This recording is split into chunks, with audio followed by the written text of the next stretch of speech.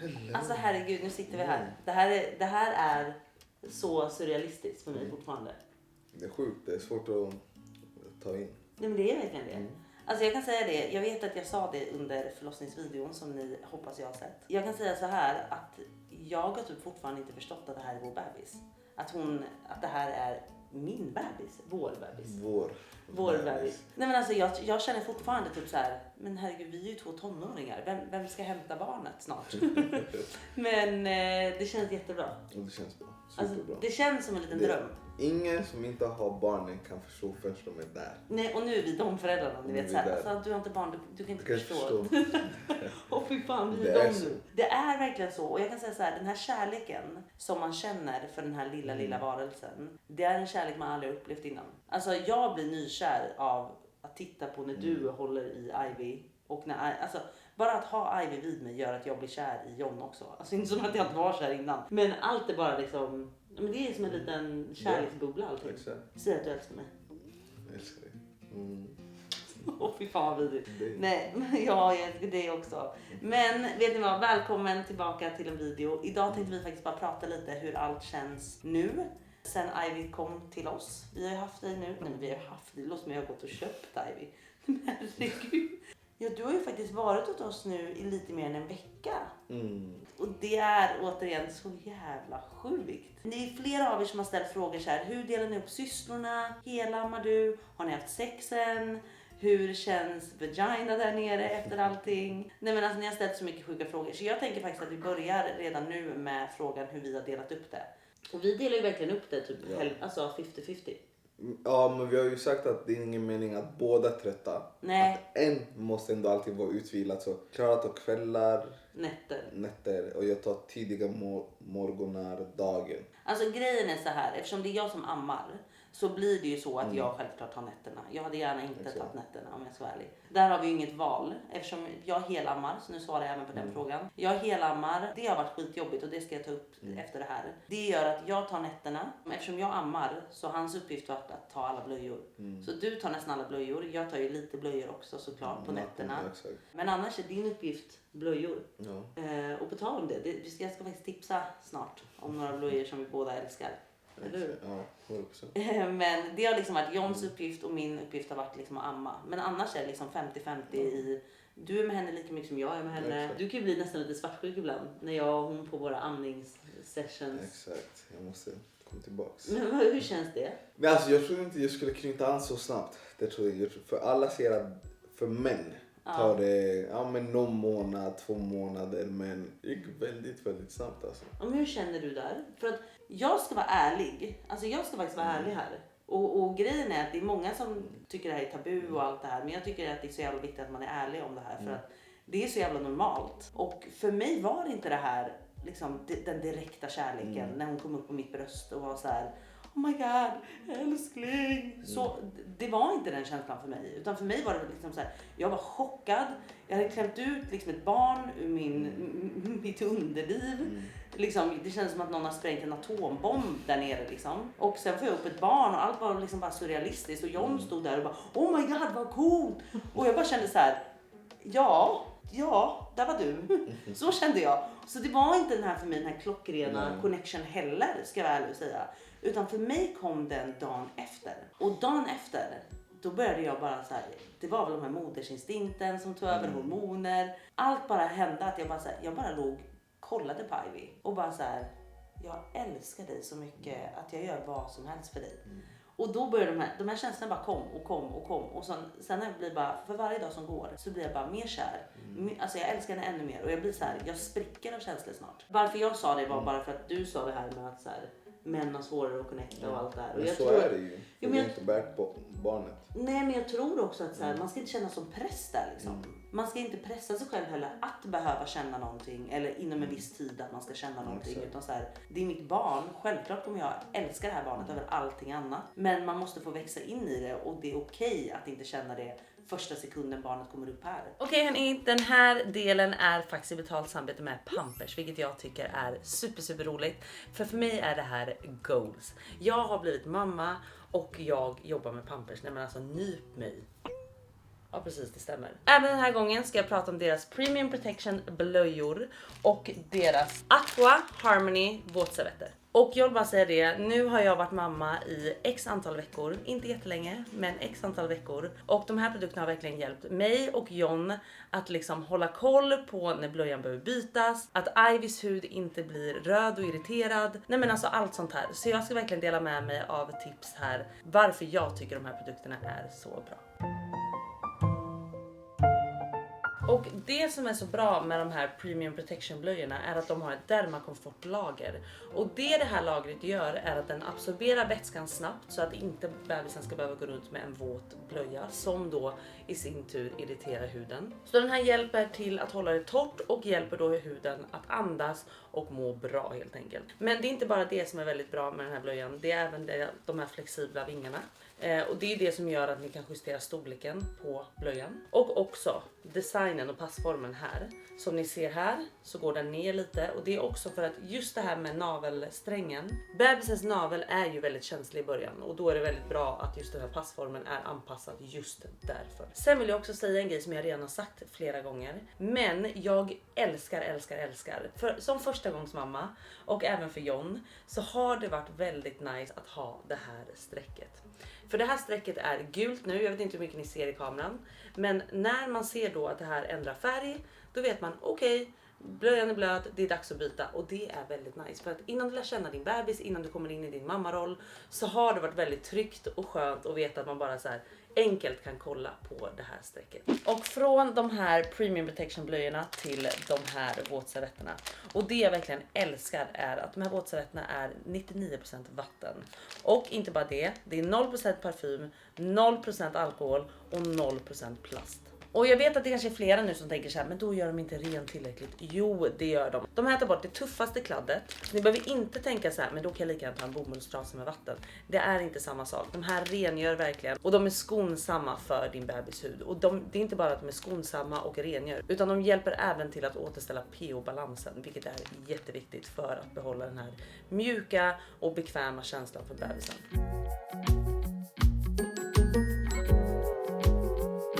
Det här var faktiskt allt från mig och Pampers den här gången. Är ni sugna på att testa de här produkterna så är det länkat i beskrivningen. Så ni kan faktiskt gå in på Apotea nu och testa små som stora paket. Det gör ni helt som ni vill. Men jag kan i alla fall rekommendera dem att de har hjälpt mig och John i vår vardag. Alltså, och det är klart att jag var så här, gud vem är den här varelsen när hon kom upp. Men det var inte den här, oh my god, alltså det var inte det. Men de säger ju också att hon är så lik pappan i början så vi ska knyta an. Så jag känner ju att det här är en miniversion av mig. Ja. Och alltså det har växt fram sakta liksom så här. Ja, men du första har ju verkligen dagen, sen var det kom nog 4:e dagen. Det var då det började kicka igång det. Ja, alltså du blir verkligen svartis när jag sitter och ammar. När jag säger så här, John, ge mig barnet, jag ska amma. Han bara, men du hade ju henne nyss. Jag bara, ja det är jag som ammar. Så det är inte så konstigt. Det är som den där bästa vännen man hade när man var liten och inte ville dela med någon. Nej, älskling. Men vadå, vi delar ju henne tillsammans, det är ju vår. Ja, men man vill ju ha. Men det där måste du lägga av med. Ja, såklart, men det känns så ju. Ni hör ju, jättesvartigt. Jag ska faktiskt komma in på amningen. För det är så många av er som har ställt frågor om amningen. Och jag har ju verkligen förstått det sen jag fick barn. Sen jag fick barn så har jag verkligen förstått att amning kan verkligen vara ett ångestmoment för många. Och jag hade ingen aning. Alltså jag hade ingen aning. Jag visste bara att så här, vad är det som är ångestmomentet? Alltså jag förstod att det kunde vara så här, ja ammar du så blir du mer fast med barnet. Liksom mannen kan inte hjälpa till lika mycket och du sitter liksom fast mer. Det var det jag trodde var ångesten, om man nu ska snacka så. Men nu förstår jag vad ångesten kan vara. Alltså smärtan.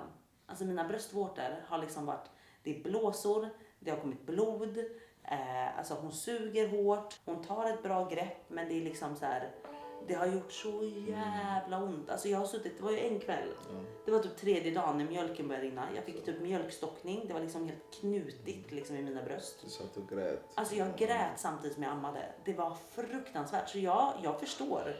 Jag förstår de som slutar amma och blir så här, nej jag ger upp här. För det gör, alltså jag kan säga så här, amningen det är som att få 20 000 knivar i dig. Som drar. Alltså det är fruktansvärt. Ja, i mjölkgångarna liksom. Och det är hemskt. Och de här knölarna måste du liksom massera ut. Nej men alltså det var hemskt. Men jag vill säga så här, för er som är kanske i det stadiet nu.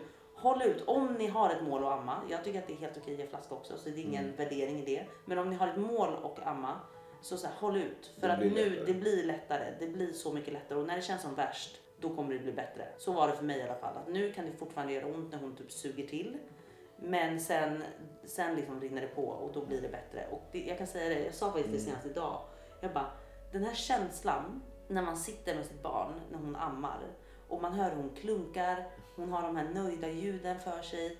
Och du tittar på henne och man bara känner att så här, gud, det här är typ den bästa känslan. Att jag får sitta här och ge min barn mat. Och hon är så nöjd och glad. Nej men det är en sjuk känsla. Det är den här biologin kickar in. Men ja, herregud. Sen kan jag dock känna ibland att så här, fan vi borde kanske köra med flaska också. För då hade du kunnat hjälpa till mer. Jag hade kunnat vara lite mer fri. Men so far så helar man vi i alla fall. Och det är planen ett tag. Så länge det funkar och känns bra liksom. Men det var i alla fall det. Nu går vi över till nästa fråga. Har vi haft sex än? Nej. Oj, nej men gud. Han vill verkligen inte veta av mig. Nej, men han bara nej. Det är inget bråttom. Nej, det är inget bråttom alls. Tid. Han bara ta din tid Klara. Jag har precis tagit ditt bajs på förlossningen. Så ta din tid. Ta din tid. Nej. Men det är viktigt att det blir rätt första gången. Ja. Det är absolut viktigt. Nej men jag kan säga så här, vi har inte haft sex. Det har inte ens liksom varit läge för att ens tänka på man har sex. inte ens tid. Du har inte tiden. Jag är trött. Det har liksom inte alls varit en prioritering. Alltså den enda prioriteringen. Men sen är det ju också så att du får ju inte ha sex, eller får, men du bör inte ha sex förrän du har slutat blöda. För liksom infektioner och sånt. Men det är ju ett öppet sår som måste läka. Exakt. Och det händer genom amningen. Jag lyssnar. Ja, amningen, när du ammar så drar ju livmodern ihop sig liksom. För det är en stor muskel. Så det är också något som hjälps till med amningen, vilket är bra. Men så nej, vi har absolut inte haft sex och jag vet inte när vi kommer ha det. När man får tillbaka lite sömn. Ja, framförallt, men det är väl om 5 år då, så vi ses då älskling. Vi ses då. Ha så kul. Om ett halvår. Om ett halvår, men gud vad långt. Okej, 3 månader. Men 3 månader? Två. Herregud, snart har jag ju slutat blöda. Det är väl lite kul om vi har sex snart och testar hur det känns. Ja, bara en sån sak. Och för er som inte har sett förlossningsvideon, jag sprack ju grad 2 så jag fick ju sy lite. Och för mig har det här varit så jävla simpelt och enkelt ändå. För att jag har inte haft ont. Alltså, du gick dagen efter. Alltså jag var på benen dagen efter, jag har inte varit svullen. Så jag har faktiskt haft väldigt, väldigt tur skulle jag säga. Men jag blöder fortfarande så jag har de här stora bindorna. Så som sagt, nej, sex är inte på tapeten. Kom, älskling. Ja just det, det är också en grej. Vad heter det? John kommer ju prata spanska med Ivy.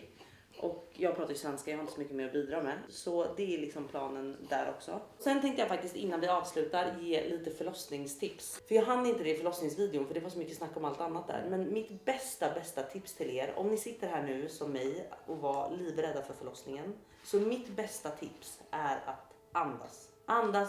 Andas. Få inte panik. För när jag väl fick panik i vissa verkar. Alltså jag kan säga att det är så mycket ondare. Och du kommer in i en panikkänsla. Alltså den här panikkänslan är fruktansvärd. Och kommer du in där, då är du inne på djupt vatten. För då är det svårt att komma tillbaka. För då spänner du dig så mycket så att det gör så mycket ondare. Och då får du ännu mer panik. Så jag säger bara till er, andas. Få er partner att finnas där för er. Att påminna er om att andas. Och så här, stressa inte. För vet ni, det jag satt och försökte tänka på, det var att så här. Okej, det här är en verk närmare att träffa min dotter. Och jag kommer inte undan det här. Så det är ingen mening att sitta och spekulera på bara så här, hur långt är det kvar? Alltså, vi måste ta oss igenom allt det här för att få träffa henne. Och nu i efterhand när jag sitter här med min lilla familj så kan jag säga att alla de här verkarna, jag hade gjort om det alla dagar i veckan, 1000 gånger om för att få det här. Så att försök ha en tydlig målbild på vad är det ni ser framför er. Vad är det ni längtar efter? Ni längtar efter att träffa ert barn. Ni längtar efter att få den här familjen. Och ni kommer få det genom alla de här verkarna. Men de här verkarna är fruktansvärda. Och jag kan säga att det jag också nämnde i förlossningsvideon. Det är att för mig var det ju värst att ha det här trycket mot min anal. Det var det värsta ever som jag har känt i hela mitt liv. För det var som att hela min röv ska explodera. Och det var fruktansvärt verkligen. Så jag skulle säga så här. Låt det bara gå. Lita på barnmorskorna. De kan.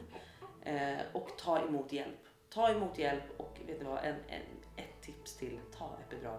Jag säger till er. Det tar inte bort trycket mot analen. Men det tar i alla fall bort verkarna. Ska hon amma nu? Snart. Och trycket mot analen är väl när barnet ska börja...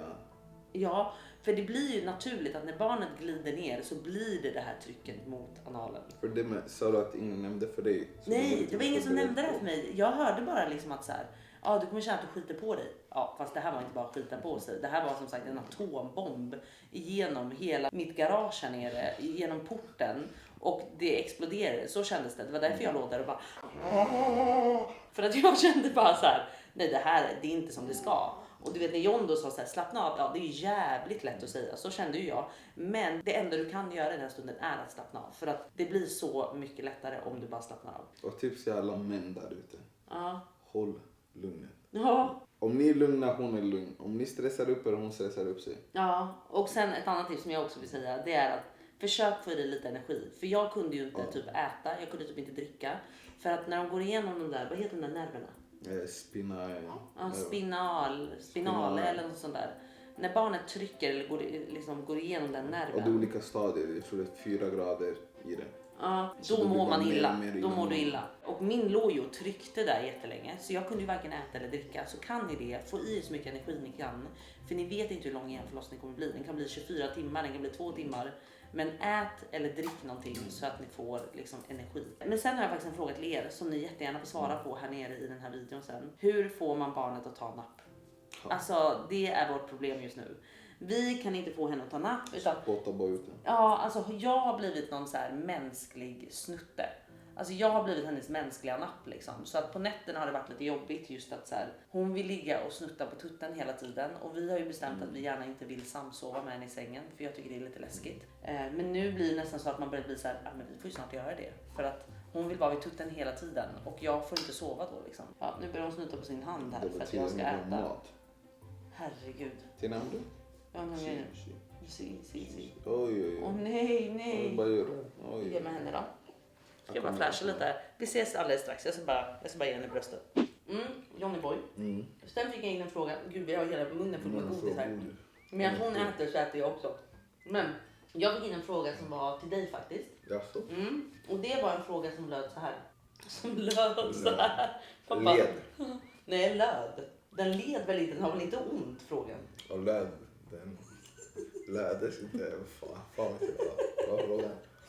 Ja, men den här löd i alla fall så här. Den löd så här, John. Hur var det för dig på förlossningen? Vet du vad, innan du svarar, ge mig skålen. Mina K-märken. Hur var det för mig? Det var sjukt. Det var en jävla sjuk känsla från början till slut. I och med att från början var jag taggad. Jag bara, yes, nu kommer barnet ut. Det var innan verkarna verkligen gick igång liksom. Sen när du hade så ont att du fick panik, då blev man så här. Då fick man lite själv panik för att så här, du kan inte göra någonting för att du har så ont. Så det var nog jobbigast i förlossningen liksom, att man inte kan göra någonting. Men sen var det med så här, lägga känslorna åt sidorna och verkligen fokusera på vad stöd liksom.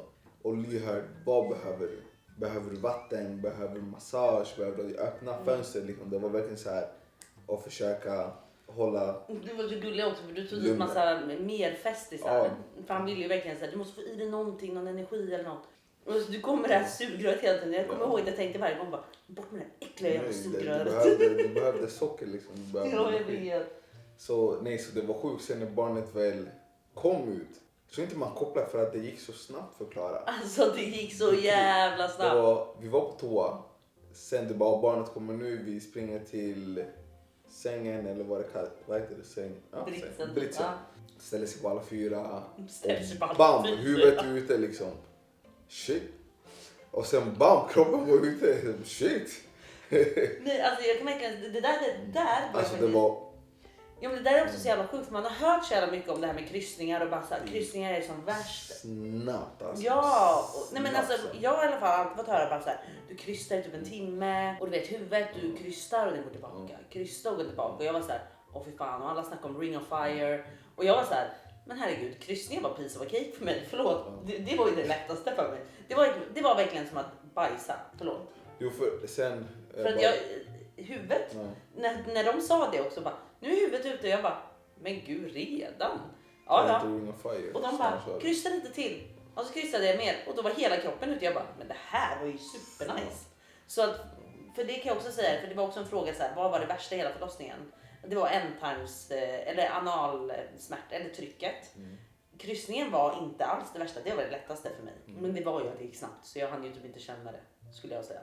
Ja. Men overall då? Hade du kunnat vara med på en till förlossning? Ja, om de är så här så är det chill ju. Det var snabbt. Ja, om de inte är det? Jo, då också. Det kommer att vara. Men, de sa ju nästa gång du ska föda så måste du åka in så fort du får verka. Ja. För det kommer förmodligen gå snabbare. För jag öppnade ju upp mig jävligt snabbt liksom. Så att eller det var det de sa gick så. snabbt, alltså. De bara, nästa gång när det är andra barnet då brukar det gå ännu snabbare. Så att då måste du in på en gång. Nej, så killar, håll ut. Ha kort tidsminne. Bli inte arga. Nej. De är arga. För Nej. det blir de. Och skriker. Men det är bara, Nej, alltså jag kommer det är bara ihåg. på farten. Okej, vad behöver du älskling? Och lyssna. För annars blir det riktigt arg. Men får jag fråga, om vi släpper förlossningen en gång då? Vad har varit det bästa och det sämsta sen vi blev föräldrar? Det värsta var att hon bajsade ner mig när jag höll på att byta blöja. Så jag öppnade blöjan. Bam! Trycket. John bara, ja. Över hela mig. Så tips när ni tar av blöjan. Kanske håll kvar någon minut. Ifall det kommer komma lite tryck. Det var Hon hade ett riktigt tryck. Ja, alltså det var sjukt. Och jag hade tagit på mig mörka kläder för jag bara, hon kommer säkert spilla på mig. Så jag har på mig mörka. Och det bästa, hela hon ju. Eller hon. Men Häst, jag tänker... hon är föl ju. Hon är föl. John säger alltid det, att jag är häst och du är hingst. Nej, jag är sto och du är hingst och hon är föl. Det är familjehäst. Det är så John beskriver den här lilla familjen. Men tycker du inte också att det bästa är vi tre? Ja. Nu blev jag svartis här. Nej, alltså nej, det blir inte svartis menar jag, men jag menar såklart. Ja, När du frågar det bästa, då är det, ja. man har kommit ut liksom. Får jag säga det bästa och sämsta också? Okej, säg. Dela med Det dig. bästa är ju att vi har en liten familj och Ivy såklart. Det sämsta, om man nu får säga sämsta, det låter jättekonstigt. Det är, tycker jag, att man är ständigt orolig. Att jag är ständigt orolig hela tiden. Och jag tror att det där är liksom hormoner också i mig som kickar in. Att det är så här, ja, men det är liksom så här, ständigt. hela tiden, jag kan inte koppla av och det är därför jag typ inte sover heller. För jag är så här, jag måste kolla hela tiden så att hon inte ligger typ med näsan i sitt babynest eller du vet, och inte kan andas. Du vet, jag tänker det värsta hela tiden. Så det är det sämsta. Att jag är så här ständigt orolig. Jag vill bara slappna av och bara så här, det är klart det kommer gå bra. Liksom. Men de säger alltid så, som med första barnet. Ja. Som tur är så har jag varit med 6 syskonbarn. Så. Han har inte 6 barn. Nej, Så jag har 6 syskonbarn så jag har sett mina systrar gå igenom det. Ja. Så någonstans finns det lite i bakhuvudet liksom. Och sen ser de att med andra, då är det så här, vi har gjort det en gång. Byta blöja, lägga henne, amma henne. Alltså det går lite Det är mer. inte lika viktigt längre. Men jag kan säga så här. Nej, men det blir lite så. Men med det här sagt så vill vi också bara säga tack för att ni har kollat. Verkligen. Och vi fortsätter vår lilla ärliga äventyr med Ivy Rose här. Och ni ska få hänga med på allting. För efter det här nu så åker vi ner till Öland. Stämmer. Och där kommer vi spendera typ 3 veckor i sommarstugan. Med både Johns familj och min familj och sådär. Så att vi kommer ha en liten sommaridyll där. Så det kommer bli härliga vloggar därifrån. Och ja, ni hänger med på allting. Och har ni mer frågor, ställ dem så kan vi försöka göra en till sån här video under sommaren. Där vi svarar på lite mer. Där vi är också lite mer vana föräldrar. För so far, vi är inte så vana. Vi vill ju gärna tro det, men vi är inte så vana. Men det här var faktiskt allt från oss idag. Tack för att ni kollade återigen. Och länken till Pampers och länken till Apotea har ni nere i beskrivningen. Så där har ni all information om samarbetet med Pampers. Och som sagt, vill ni handla och testa grejerna direkt så in på Apotea via länken i beskrivningen. Hej då!